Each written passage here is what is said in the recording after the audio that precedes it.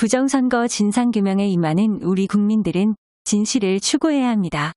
진실이 드러나는 것을 덮으려는 악한 무리들이 부정선거의 증거를 은폐하기 위해 거짓말을 했고 여러 사람들이 침묵을 하고 있는 것입니다. 반드시 진실을 알아내야 합니다. 대한민국의 정체성을 뒤흔든 부정선거가 있었느냐 없었느냐 하는 중차대한 문제를 이렇게 단순하게 넘길 수 없는 일입니다. 이런 식으로 넘어간다면 선거 불신은 더욱 높아질 것이고 이것으로 인한 사회적 비용은 감당할 수 없을 것입니다. 민주주의의 불신 역시 커지고 사회는 더욱 불신이 판치는 세상으로 변할 것입니다. 반드시 투명하고 공정한 방법으로 확인할 것은 확인해야 합니다. 이젠 사전선거와 사전투표용지 말급 시스템을 비롯한 선거 전 과정에 대한 정보를 중앙선관위가 국민들에게 투명하게 설명하고 납득시키는 일이 선행되어야 한다고 생각합니다. 이것은 자유민주주의 국가의 의무사항이자 국민에 대한 투표의 안전성을 보장해야 하는 의무 중의 하나입니다. 여기까지 말씀을 드리고 부정선거가 일어나는 나라는 어떤 나라일까 하고 생각해 본 내용을 말해보겠습니다. 지금 대한민국 사회는 신과 정의에 대한 경외심이 없고 양심을 악마에게 판 사람들이 넘쳐나는 사회라고 말씀드릴 수 있겠습니다. 사람의 지식과 악한 마음이 결합되면 괴물이 될 수 있다는 것을 상징적으로 보여주는 사건이 대한민국 부정선거 사건입니다. 전주시 원산구 선관위가 관리했던 개표장에서는 투표수가 투표용 지교부 수보다 10장이 더 많이 나온 삼천삼동 관내 사전개표 상황표에 따라 재검표를 진행했음에도 잘 모른다고 말을 하거나 침묵하는 등의 거짓말을 하고 있습니다. 전주시 원산구 삼천삼동의 위조 투표지 의혹 문제가 좋은 예 중의 하나입니다. 왜 이들 관계자들은 사소한 일을 크게 만들었을까요? 사소하거나 일반적인 일이라면 원인 규명하고 개표 상황표를 있는 그대로 고쳐 발표를 하면 되는데 말입니다. 아무 일이 없는 일을 왜 더 큰 문제로 만들었느냐 하는 것입니다. 코미디 같은 일이 발생했습니다. 저는 개표관리를 개표관리 매뉴얼대로 잘했다라고 말을 하고 있고 전주시 원산구와 중앙선관위 일부 직원들은 아니다라면서 자신들이 실수를 한 것이다라고 말하는 웃지 못할 상황입니다. 단순한 사건이 아니라 말 못할 무슨 큰 사정이 있는 것 같습니다. 그렇지 않습니까?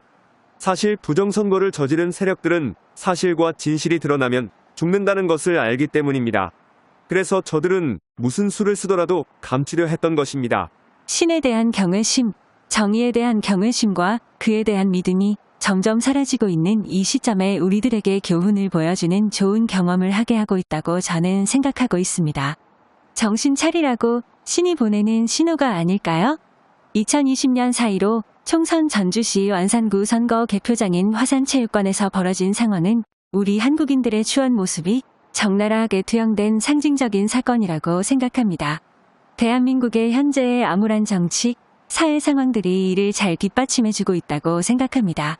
신이 거짓말하지 말고 정직하게 살라는 말을 묵시적으로 하고 있는 것은 아닐까요? 거짓말과 배신하는 사람들은 영적으로나 생물학적으로 죽을 수밖에 없다는 진리를 배우라고 하는 것 같습니다. 이 시대를 사는 우리 국민들에게 주어진 사명인 대한민국의 부정선거 진상규명은 인간은 왜 선하고 정직하게 살아야 되는지, 왜 거짓말하면 안 되는지를 잘 보여주는 좋은 사례라고 할 수 있습니다. 인간은 올바르게 살아야 합니다. 정직하게 살아야 됩니다. 진솔하게 살아야 합니다. 저 역시 나약하고 불량품이라는 점을 시인하며 올바르게 살려고 노력하고 있습니다.